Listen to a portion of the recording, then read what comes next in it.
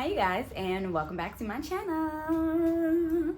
Today we're gonna talk trading. In my last video I kind of talked a little bit about like where I was in my trading journey, what I was working on, and I did mention the fact that I was taking another funded trader challenge with the Funded Engineer, and this one was for 10K. So I told you guys I was gonna bring you an update on where I was with that challenge, and the update is here. So I ended up passing that challenge. Claps for that. And I passed the challenge about a week ago, so kind of right after I posted that video, I ended up passing the challenge like a day later, and I was so happy about that because it's the first time that I passed the 10K funded challenge. And I was just really looking forward to being able to trade with a bigger amount of capital and all things like that. So like I said, I passed the challenge about 4 or 5 days ago. So I've been trading on the challenge for about 4 days. And in my mind, I told myself like, girl, you should definitely like wait.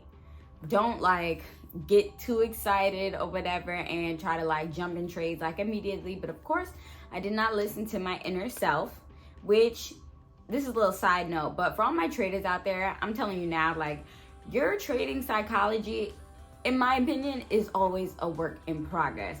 Just because there's like so many different market conditions, so many things price can do, and you know what I'm saying? I just feel like for me, even though I've gotten to a point where it's a lot better than when I first started, I still feel like it is a work in progress and a continuing work in progress, continuing to make good decisions in the market on a consistent basis. You know what I'm saying? So I started trading immediately when I got the account against my better judgment. And when I tell you guys that first day, I literally lost like $500. Damn! And if you've taken a funded trader challenge, then you know that in one day, you cannot lose more than 5% of your account. And I was literally in that one day, like it was like overall, like over like the course of like the day before after 5 p.m. like at night, and then the next day during the day, I ended up being down overall like 5 something. And I was like this close from breaching the challenge. And it was a combination, like I have to be honest, it was a combination of jumping the gun a little bit too early on my analysis, and then aggressively revenge trading, which I really have not done that in a while. So when I was doing it, I knew I was doing it, and I was like, girl, like what is going on? Like, why is this happening? But I think it was just the emotions of passing a 10K challenge, having it, being able to trade. I was just too excited for my own good. And when I thought that to myself, I should have stuck with my gut. But I'm thinking, oh, I'm this, I'm that, I'm a great trader. You know what I'm saying? So let's just jump right in. But no, I should have listened to that gut feeling, and it got me in the predicament of revenge trading. Now, the last trade that I took of my revenge trading ended up being time for the analysis that I initially set out to complete. So that last trade, I made everything back. I made the whole 500 and some odd dollars back, and I ended up break even on that first day. And after that, it was just like a whirlwind of emotions. I'm not even gonna lie. That whole time trading, like I was up and down, I was sad, I was mad, and then I was happy, and I'm just like, I never want to do that again. Like literally, that is my last time.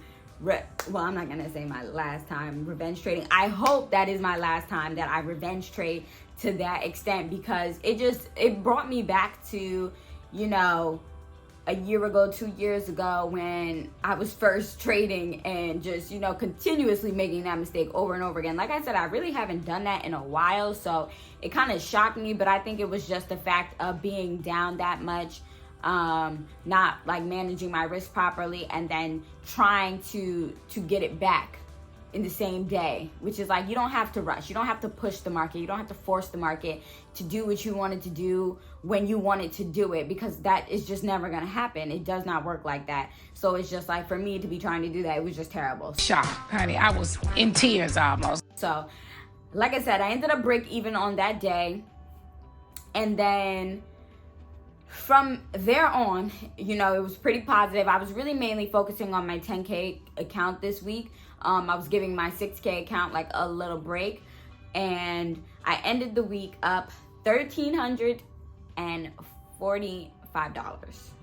So that was a great way to end my week, and I did that on about Thursday, and then I kind of just stopped trading for the rest of that day. And then Friday as well, I went back to my 6K account, but I didn't touch my 10K account because at that point I was up 13% for the week, which is very good for me. I usually, you know, want to strive for like anywhere between 1 and 3%. Like, I'm not trying to make like a crazy amount of money or anything like that. At this point, I feel like anytime I do make a crazy amount of money in like one day or one sitting, that was never really like the goal, but just, you know, watching the trade play out, obviously, and, you know, making a analysis on whether the trade will continue, whether it will reverse. Sometimes I end up coming out with more money than my usual 1 to 3 risk to reward ratio, which obviously I love. I'm never going to complain about that, but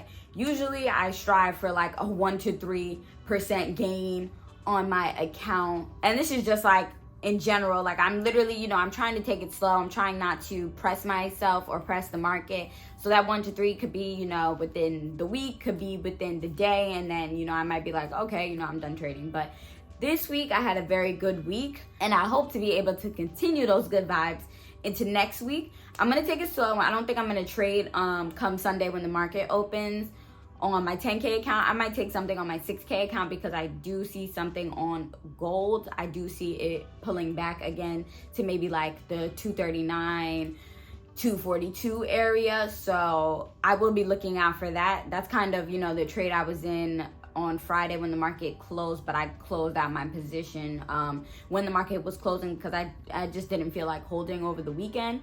And gold was kind of like very choppy as well. So I was just like, I really don't know if I want to hold over the weekend. So I didn't. I closed, you know, with my profits, and, you know, I went about my business. But that's kind of what I'm looking for. So I might be trading on my 6K account on Sunday. I'll have to see what the market gives me. As for my 10K account, I don't plan to trade that on Sunday. I'm trying to just, you know, because I'm real comfortable with the $1,300. My prop firm does like an 80-20 profit split. So that's around $1,000, a little over $1,000 that I would be able to withdraw on my payout date. So I'm really not trying to do anything crazy, blow, you know, half my profits or anything like that. So like I said, as always, I'm just trying to take my time. You know what I'm saying? Like, you have to remember as a trader that the market is always going to be there, and the market is always going to give you another opportunity. Like I said, there's no reason to push the market. There's no reason to try to force the market to do what you want it to do. Like, let the trade come to you. That's literally like my best advice, as well as, you know, obviously working on your trading psychology, because to me, that's the most important part. To me, the analysis of trading was never really like that hard. Well, I don't even want to say the word hard, but it wasn't difficult for me to grasp the idea of analyzing the chart. That always kind of made sense to me. My biggest issue was the risk management and the trading psychology, which is what I had to work on first and foremost, like most importantly. But the same kind of strategy that I was working with in the beginning is literally the same strategy that I'm working with now. I've just tweaked it a little bit to be more efficient. But all in all, that's my update for this week. It is currently Saturday, so the market will open tomorrow, and I will have another update for you guys shortly. I'm gonna really keep you guys up to date on my trading journey and, you know, what's going on. I want to try to also incorporate some chart analysis into this as well on my channel, so you guys can kind of see like what I look at. But I have to figure out like that whole setup. Like, how do you get your face on the computer while you're looking at the charts? I always see traders do that, and I literally have no idea how to do it. I think my boyfriend does. Well, I'm pretty sure he does, because I believe we talked about this. But we just have to like actually do the setup. I have a webcam and everything like that, so I just have to like do the setup and really figure out how to get that done, because I do want to incorporate some chart analysis, like I said. And I will be keeping you guys up to date on my journey and my profits and my withdrawals. Hopefully I have a great withdrawal come my payout date. My payout date is like a week from now. So I do have, you know, a whole week to either trade or not trade. You know, if I see something, I will take it. If I don't see anything, I'm not gonna force anything. So that's just kind of where I'm at on my journey. And yeah, so that was just a quick little update. If you guys like this video, make sure that you give it a thumbs up. Make sure you subscribe to follow along with my journey.